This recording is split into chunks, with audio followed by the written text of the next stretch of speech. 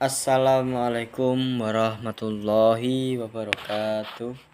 Perkenalkan, nama saya Ali Musyafa dari kelas PJKRB 2024. Di sini saya akan menerangkan materi aswaja yang pertemuan ke-15 atau pertemuan yang terakhir. Pada sore hari ini, karena saya menerangkan di sore hari, jadi ya di waktu sore ini saya menerangkan materi aswaja yang pertemuan ke-15, yaitu Islam Nusantara.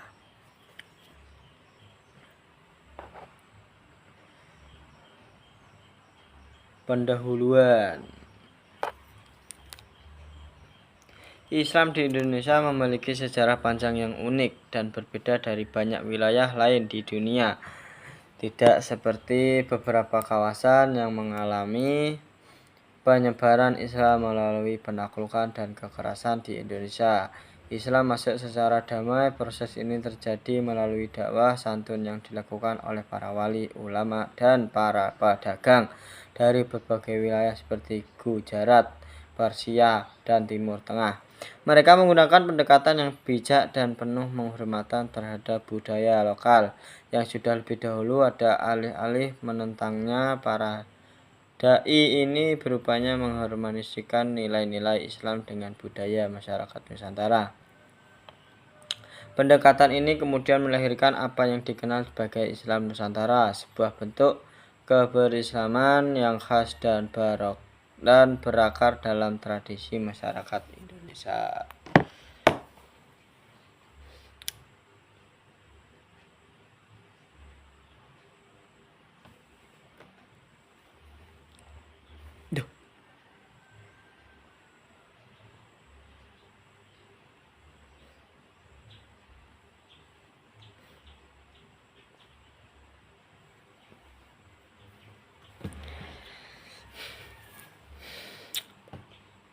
Selanjutnya yaitu definisi Islam Nusantara.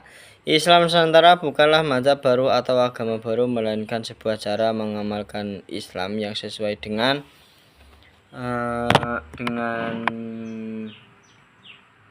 konteks sosial dan budaya Indonesia. Ia berpegang teguh pada ajaran Ahlus Sunnah wal Jamaah dengan menekankan prinsip-prinsip seperti tasamuh atau toleransi, tawazun atau keseimbangan, tasawuf atau moderat, serta syura atau musyawarah. Islam Nusantara menekankan pentingnya menghargai budaya lokal selama tidak bertentangan dengan nilai dan syariat Islam. Di dalamnya Islam hadir bukan untuk menghapus budaya, melainkan untuk menyempurnakannya dengan nilai-nilai keislaman.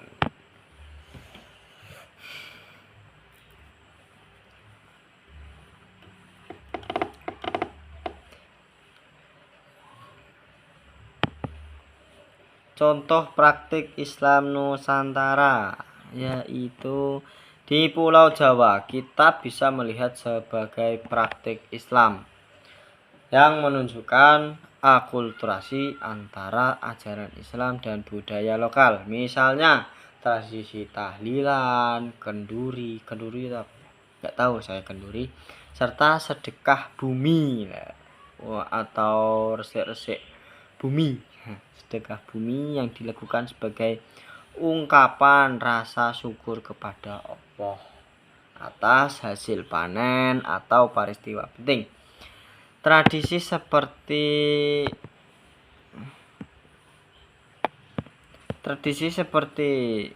nyadran itu apa ya? Yaitu ziarah kubur. Ziarah kubur masal menjelang bulan Ramadan disandingkan dengan pembacaan doa-doa dan tahlil untuk para leluhur.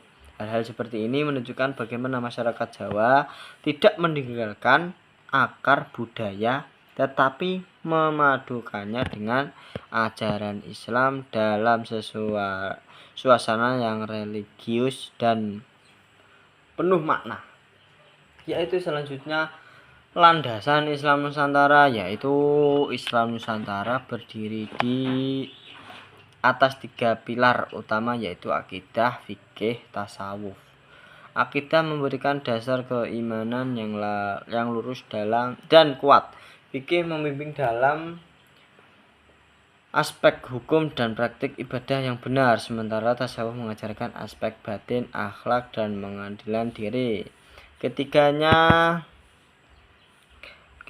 saling melengkapi dan menciptakan cara berislam yang utuh, tidak hanya pada aspek lahiriah tetapi juga batiniah. Ciri-ciri Islam khas Nusantara, yaitu ciri-ciri beberapa ciri menonjol dari Islam Nusantara lain. Pertama, penghormatan terhadap kearifan lokal. Kedua, dakwah yang damai dan kultural, bukan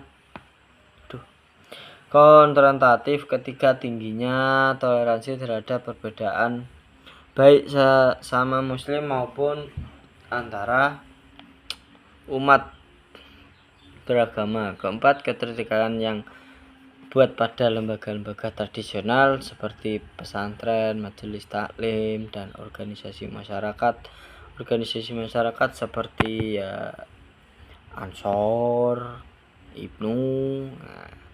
Islam seperti Nahdlatul Ulama, para wali juga menggunakan media budaya untuk dakwah seperti gamelan, syair, dan wayang yang disisipkan pesan-pesan moral spiritual Islam. Ini menunjukkan dakwah dilakukan dengan pendekatan yang menyentuh dan masyarakat. Yang pertama, tantangan Islam Nusantara.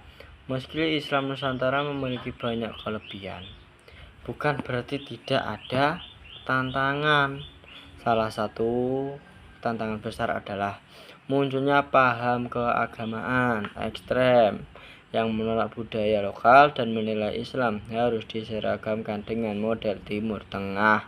Selain itu, minimnya literasi sejarah Islam tradisional di kalangan generasi muda membuat mereka rentan terhadap propaganda radikal, terutama di era media sosial yang banyak menyebarkan paham-paham keagamaan yang kaku dan intoleran. Kurangnya rasa percaya diri umat Islam Indonesia dalam menghadapi tantangan globalisasi dan pengaruh westernisasi budaya juga menjadi persoalan yang harus diatasi bersama.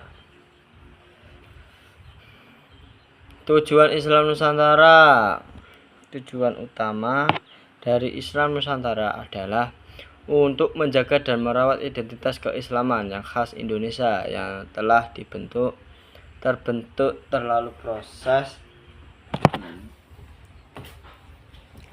proses panjang integrasi antara ajaran Islam dan budaya lokal.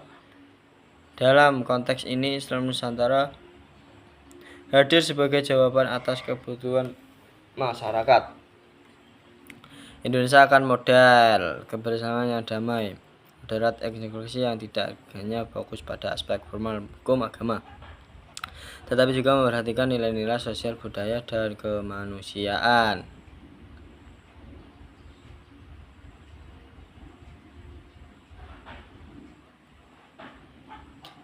Kok agama?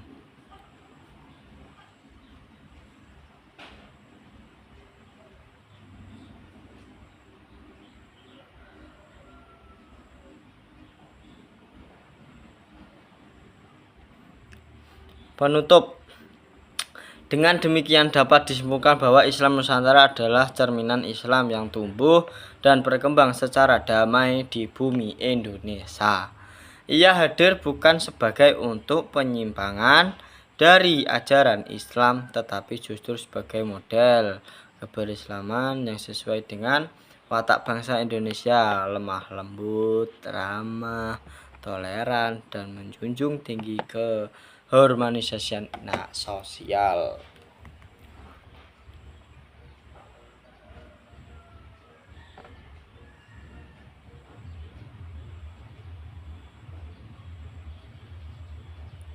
Terima kasih saya ucapkan, kurang lebihnya mohon maaf, selebih-lebihnya.